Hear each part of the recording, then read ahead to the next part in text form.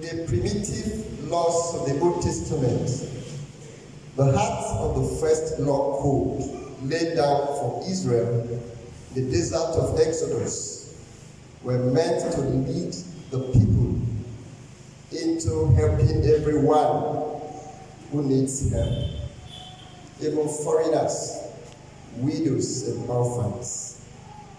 Just as God helped the Hebrews when they were slaves in Egypt, men and women made in the image of God are God's representative on earth, and must continue God's work of caring and healing.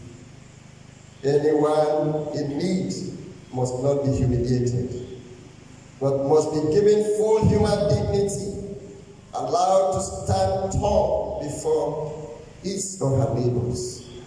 The Creator, the creditor, may not enter the debtor's house to harass him. The worker must be paid on time to get his dinner. The homeless must get back his cloak for the night. The vulnerable are not to be exploited. Jesus will put this: you must love the Lord your God with all your heart, and your neighbor as yourself. He quoted Leviticus chapter 19, verse 18. The Old Testament reading from the book of Exodus presents us with a primitive code of conduct, how to love and relate with people in a community. And that is what Jesus built upon to answer the Pharisees in the gospel of today. The question was, which is the greatest commandment of all? The Jews refer to the first 5 books of the Bible as Torah, or the law, because they are a collection of different laws that Israel considered very important and as handed down by God. At the time of Jesus, there was a serious debate among the religious groups as to which laws they were to keep so as to participate in the life that God is offering. For the Pharisees, God's law was given on Mount Sinai in 2 forms. Some laws were written down. They call it written laws. Other laws were given by God to be handed orally, and they call it oral tradition. Both written and oral laws were considered of equal importance and had to be followed. At the time of Jesus, there were some 613 other laws from the oral tradition. It became very difficult for many simple Jewish people to know and let alone observe all these laws. That is why the Sadducees held that it was enough to observe the written law, and they paid less attention to the oral laws. Even then, they still met a lot of laws, and they failed to agree on what was essential. In today's Gospel from Matthew chapter 22, verse 34 to 40, there is another tricky question for Jesus. Remember last Sunday, they came to him and asked him, tell us, is it good to pay tax to Caesar or not? And that was a big temptation for Jesus. The Herodians and the Pharisees were political enemies. But because they had the intention of getting hold and doing away with Jesus, they came together. I call them partners in crime. They came together. Now, the question was very complicated. Is it right to pay tax to Caesar or not? Now, if Jesus said, pay tax to Caesar, the Pharisees will accuse him of paying allegiance to the Roman authority and not to God who is supreme. And if he said, don't pay tax, the Herodians will report him to the Roman authority as instigating the people against them. So, Jesus needed to be very crafty and clever in giving them the question. He said, first of all, bring the coin, let me see. They presented him. I said, whose image is on this coin? They said, Caesar's.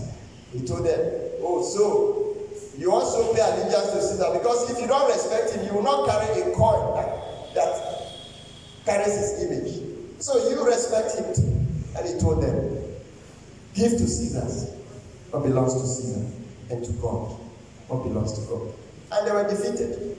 Because he did not say, don't pay homage to God. And he did not say, don't respect the constituted authority. They left. Today, they came to him again. And they asked, the Sadducees had tried without success to ridicule his teachings about the resurrection with story of the woman who had seven husbands. Now they try with a question about the most important law. There is no agreement between the religious groups about this question. On this question too, there was a serious confusion. Because among the religious groups, there was no agreement because the laws were too many. So they don't know the one, and this is the most important. And so, in this question again, Jesus has to be very careful. Because if he cites any religious group, he'll be in trouble. He has to be very, very careful. Now they try with a question about the most important law. There is no agreement between the religious group about the question. If Jesus responds in one way or the other, he would have taken sides for one group and against the other. In his answer, Jesus goes beyond this debate to a real life spent loving God and one's neighbor. To know the right answer, without living in the right way is not the way of Christ. To know the right answer without living in the right way is not the way of Christ. The answer given by Jesus with regards to the question about the greatest commandment came as a big surprise to the religious leaders. Many other answers could have been given. Singling out of the 10 commandments, one of them as the greatest. But Jesus did not do that. He did not choose any of the commandments. He summarized everything.